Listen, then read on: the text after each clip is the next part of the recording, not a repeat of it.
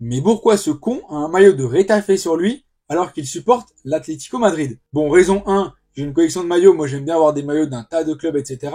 Raison 2, Rétafé particulièrement, c'est un délire privé, c'est une private joke comme certains disent, avec moi et deux potes à moi. Et non, je n'ai pas acheté ce maillot parce qu'un mec comme Mason Greenwood a signé dans ce club. Et je peux vous jurer qu'à la minute où ce chien a signé à Rétafé, je me suis dit, mais le maillot, qu'est-ce que j'en fais? Serpillière, barbecue, je sais pas. J'ai envisagé des possibilités. Puis je me dis, non, je vais le garder. Sauf que le maillot, il était enfoui là au fond de trucs que je mets plus, etc. Limite, le truc, il sent la poussière, genre. Oh non, ça va. Tu n'es pas bête. Tu as très bien compris que c'était une vidéo sur l'Espagne. Donc, je cherchais un maillot qui pouvait rappeler l'Espagne ou la Géorgie. Mais bon, bah, j'ai pas de maillot de la Géorgie. J'ai voulu en acheter un. Trop tard. Et n'ayant pas eu envie de remettre encore un maillot de l'Atlético Madrid parce que je ne mets que ça quand je fais des vidéos sur TikTok ou même sur YouTube, je me suis dit, il faut un maillot un petit peu original. Salut à tous les amis, comment vous allez? J'espère que vous allez très bien. Introduction un petit peu plus calme, un petit peu plus énigmatique, un petit peu plus racontage de vie, certes. Bon, c'est pas une agression là, je vous ai pas refait ce coup-là, je sais que certains sont cardiaques. SVP, ne crevez pas devant mes vidéos. Je n'ai pas envie à 21 ans ou 22 ans très bientôt de finir inculpé pour homicide involontaire. Non merci. Bon après ma copine si elle réussit elle finira avocate donc elle me sortira un petit peu de ce merdier, tout ça. Bref, on connaît. Bref, on est ensemble pour parler d'Espagne-Géorgie, le 4e 8e de finale de cet Euro 2024. D'un côté, on a la Géorgie, alors eux, c'est devenu les chouchous de l'Europe. Je sais pas comment expliquer, il y a ce lien qui s'est créé avec eux, c'est un petit peu comme les Leverkusen, c'est un petit peu comme une petite équipe ou une petite sélection perse, etc., etc. Il y a toujours ce côté un petit peu hype, il y a ce côté un petit peu, bah, tu t'affectionnes un petit peu à l'équipe, tu vois. Et ça dure quelques semaines, voire quelques mois, puis après, bah, ça disparaît. Mais surtout, nous, en France, on a un mec qui s'appelle Georges Mikotadze, c'est le roi à Metz, et ce mec-là, c'est le plus français des Géorgiens. Il parle français, etc., il est né à Lyon. Le coach de la Géorgie, c'est pareil, c'est Willy Sagnol. Et forcément, cette équipe géorgienne, elle tombe avec le Portugal, elle tombe avec la Turquie, elle tombe avec la République tchèque. Donc forcément, on donne pas trop cher de leur peau. Au mieux, vraiment au mieux, une place de meilleur troisième, sans plus, etc. Et ils ont réussi à passer, notamment parce qu'en troisième match, ils vont battre le Portugal. Alors oui, le Portugal avait fait tourner, etc. Mais même un Portugal qui a tourné, c'est quand même un Portugal qui est quand même au-dessus de la Géorgie, on va pas se mentir autrement. Et encore, la Géorgie, vous savez, nous en France, on a Randal Kolo Muani. C'est vraiment l'action finale de Coupe du Monde. Le mec, il a un 1 contre 1 à la toute fin du match. S'il le met, on est champion du monde. S'il le met pas, on va se faire foutre. Bah la Géorgie, c'est pareil. Ils ont une action qui est vraiment Randal Kolo Muani-esque, parce que dans le deuxième match face à la République tchèque, les mecs, à la toute fin du match, vraiment, c'est quasiment fini. Ils ont un 3 contre 1 et ils arrivent à ne pas marquer. Les mecs ont raté cette occasion. S'ils mettaient ce but-là, bah peut-être ils auraient pas fini troisième, mais deuxième, et ils seraient peut-être pas tombés sur l'Espagne, par exemple. Et en plus de Mikotadze qu'on connaît bien en France, il y a aussi Kvaratskhelia avec son nom imprononçable qui joue à Naples depuis 2 ans. D'ailleurs, petite anecdote à propos de Kvaratskhelia, quand il jouait au Rubin Kazan à l'époque, donc avant Naples, le mec avait percé et ça, Willy Sagnol il l'avait vu. Willy Sagnol, il propose ce joueur à des clubs de Ligue 1. Et des clubs de Ligue 1 lui disent clairement, on n'est pas intéressé, ou alors, bah ça sonne pas brésilien, c'est pas fou. Et on a aussi Mamadardashvili, qui est gardien à Valence, qui lui a fait un super Euro, vraiment. Même le match contre l'Espagne, on va le voir, il fait un immense match, alors que l'Espagne, c'est un rouleau compresseur. En phase de poule, il sort plus d'une vingtaine d'arrêts sur les 3 matchs, c'est énorme. Et je peux vous assurer que lui, il va pas rester longtemps à Valence. D'ailleurs, l'Atlético Madrid est intéressé. Si on perd au Black cet été, ce qui peut arriver, bah on est directement dessus. Et en face, on a l'Espagne. L'Espagne, c'est un rouleau compresseur. L'Espagne, avec l'Allemagne, c'est un des 2 seuls gros à avoir commencé l'Euro en étant bon, en proposant du jeu, etc., etc. Contrairement à l'Angleterre, la France, tout ça, tout ça.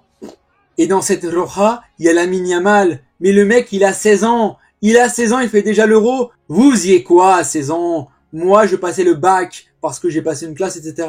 Des gens ont 16 ans et sont encore en seconde, voire même en troisième et passent le brevet. Si vous avez redoublé, plus vous êtes décalé dans les années.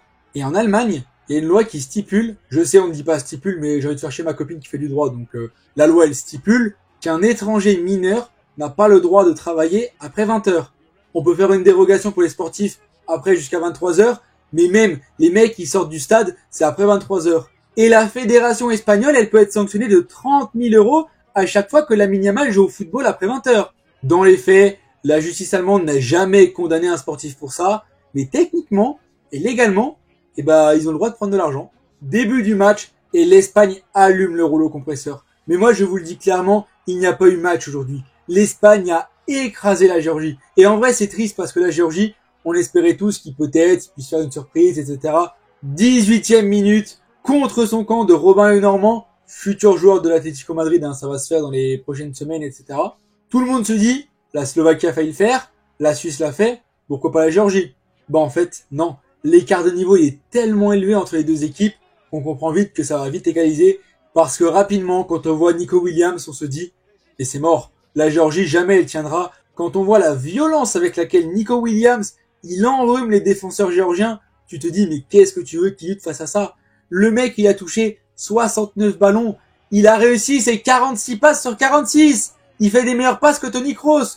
On marche sur la tête. 39e minute, la Géorgie craque. Passe D pour Williams. But de Rodri. L'inévitable Rodri. L'inépuisable Rodri. L'inébranlable Rodri. On se demande bien d'où il vient. Et derrière, c'est fini. L'Espagne écrase la Géorgie. L'Espagne allume le rouleau compresseur. Et ce coup-ci, il n'y a pas de fuite, il n'y a pas de CSC, il n'y a pas de machin, etc., etc. Non. 3,36 expected goal à 0,25. 35 tirs à 4. Ça veut dire que toutes les 3 minutes en moyenne, l'Espagne tire au but. L'Espagne apporte du danger. Et les frappes, à part oui, quelques-unes qui ont peut-être tué un pigeon, featuring Marcus Thuram, en fait, c'est des frappes qui étaient dangereuses.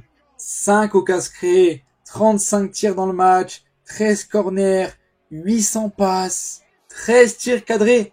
Et pourtant, la Géorgie, ils ont pas pris 13 buts. Ça veut dire qu'il y a un gardien qui a encore fait une sacrée masterclass, malgré le fait qu'il a quand même pris tarif. À la deuxième mi-temps, c'est Lamine Yamal qui prend le relais avec ses 16 ans. Le mec, il joue à Barcelone, mais je peux que contempler ça avec des pépites dans les yeux. Je ne peux pas en profiter autrement. Il a 16 ans. Lamine Yamal a 16 ans, je vous le rappelle. Et là, à un moment, il délivre un centre parfait pour Fabien Ruiz. Ruiz met sa tête, ça fait 2-1 et c'est fini. Et derrière, c'est au tour de ce même Fabien Ruiz de mettre une superbe passe pour Nico Williams. Oui, Fabien Ruiz qui est tant décrié à Paris finit avec un but, une passe D aujourd'hui. Entre-temps, Lamine Yamal a bien eu 4-5 occasions de marquer, mais bon, là la finition, il a fait un peu une Mbappé pour le coup. Puis 83e minute, hop, on parachève le succès. 4-1 et c'est dommage pour les Géorgiens qui prennent un petit tarif. But de Dani Olmo sur un assist de Mikel Oyarzabal. C'est-à-dire que Mamadashvili a fait 9 arrêts aujourd'hui. Encore 9. Le mec a fait 20 arrêts en poule, il en fait 9. Et en vrai, c'est triste pour les Géorgiens. Ils méritaient pas de se prendre une valise. Maintenant, l'écart de niveau était trop fort. Voilà, il y a des Dragon Ball Z en face. Les mecs, ils marchent sur tout. Il y a un monde dans quelques jours, ils vont écraser l'Allemagne. Et ça, on va être choc-barre. Il y a une tentative de lob de Kvaratskhelia. Si ça passe, peut-être que ça tourne le match. Non, en vrai, je pense pas. Bref, voilà, j'ai fait le tour du match. Et en vrai, moi, j'ai qu'une chose à dire. Les Géorgiens, merci pour tout. Et merci à tout l'effectif. C'est vrai que même pour les mecs qui ont dû commenter la Géorgie, apprendre tous les noms, leur prononciation, leur histoire. Pour certains, le club dans lequel ils jouent, il est aussi imprononçable que le nom du joueur. C'est vrai que ça n'a pas dû être un taf évident. À travers cette vidéo, je vous rends hommage, les Géorgiens. Et j'espère qu'on vous verra au prochain Euro. Et même si là, j'y crois quand même un peu moins. Quoique avec la Coupe du Monde, là, qui va être élargie, en vrai, pourquoi pas une petite qualif pour la Coupe du Monde. Allez, sur ce, moi, je vais vous laisser. Merci d'avoir regardé. N'hésitez pas à liker, vous abonner. Et moi, je vous dis, passez une bonne soirée.